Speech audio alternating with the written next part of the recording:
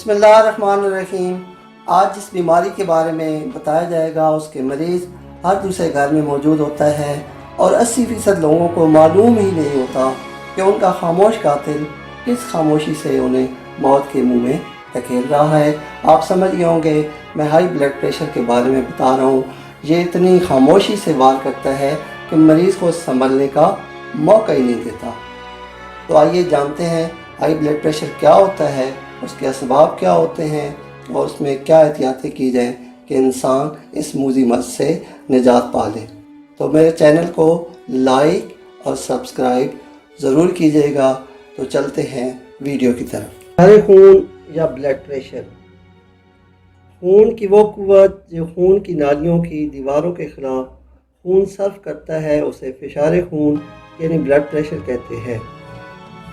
फ़िशार खून निज़ाम दौरान खून के मुख्तलिफ हिस्सों में मुख्तलिफ होता है। खून के ब्लड प्रेशर को दो हिस्सों में तकसीम किया जाता है। दिल के वेंट्रिकल जब सिकुड़ते हैं तो उस वक्त खून का दबाव सबसे ज़्यादा होता है जिसे सिस्टोलिक प्रेशर कहते हैं। अमूमन ये 120 mmHg होता है।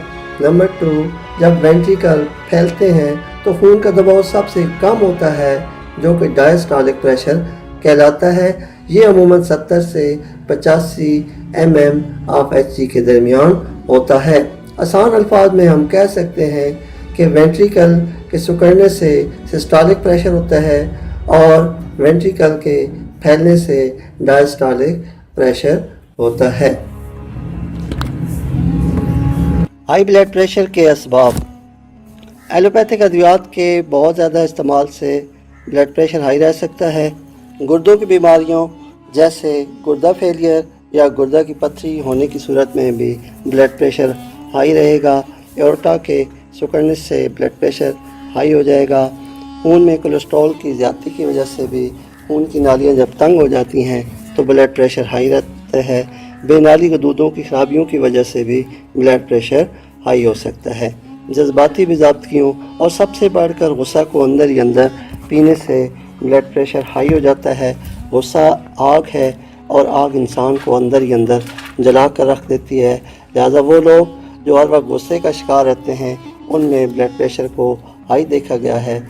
इसलिए गुस्सा को निकाल देना चाहिए या फिर अपने रब के हुज़ूर अपने गुनाहों की माफ़ी मांग कर गुस्सा की आग को हमेशा के लिए ठंडा करें और हाई ब्लड प्रेशर को कम कर लें। हाई ब्लड प्रेशर जब हाथ मरला पर हो तो कोई बड़ा मसला पैदा नहीं करता, मगर वक्त गुजरने के साथ साथ जब ये मुज़म्मन हो जाता है तो बहुत सी पेचीदगियाँ पैदा करने का मूजब बनता है।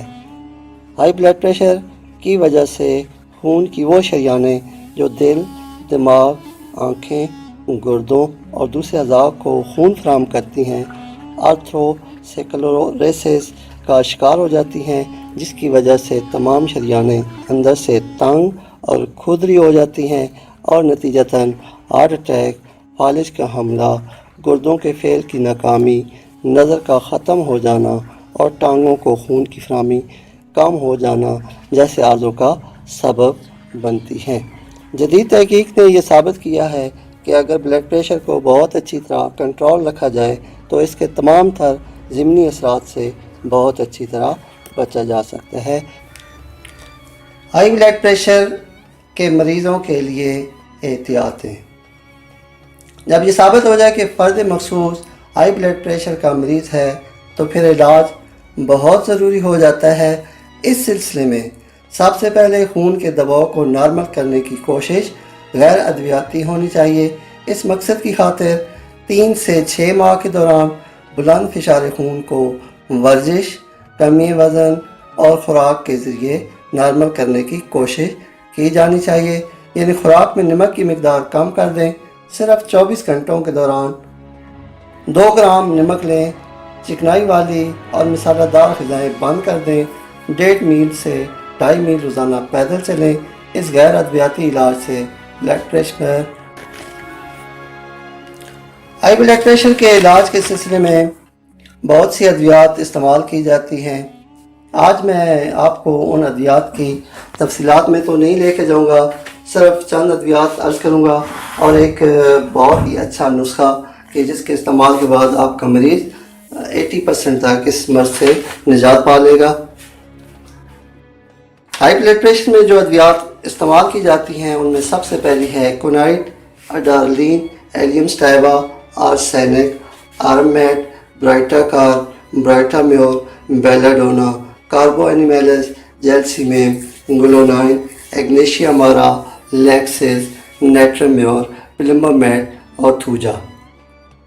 ये तो वो आम अद्वियात थी जिनके इस्तेमाल हाई ब्लड प्रेशर के मरीज़ों में अलामात के मुताबिक किया जाता है। अब मैं आपको एक ऐसा नुस्खा बताऊंगा कि उसके इस्तेमाल से आपका मरीज़ बहुत जल्द शफायाब हो जाएगा। उसमें है नंबर 1 है ग्लोनाइन, नंबर 2 है राउल्फिया, नंबर 3 है लैक्सिस, नंबर 4 नेट्राम्योर और नंबर 5 बेलाडोना।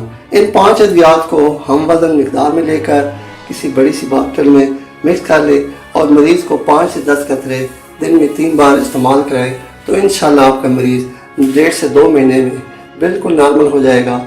और यही नुस्खा अगर लगातार इस्तेमाल किया जाए तो एलोपैथी की अद्वियात के मुज़र असरात से भी बचाता है और मरीज़ की नॉर्मल लाइफ को भी बेहतर करता है। इस सिलसिले में चंद होम्योपैथिक मुरक्बात भी इस्तेमाल किए जा रहे हैं जिनमें एक HBP कैप्सूल है जो कि ब्रुक्स कंपनी का इस्तेमाल होता है। इस कैप्सूल को दिन में 3 बार देने से भी ब्लड प्रेशर बहुत जल्दी नॉर्मल हो जाता है। इसके अलावा HBP टैबलेट जो MS लिबर्टी की होती हैं इनका भी बहुत ही अच्छा रिजल्ट मिलता है।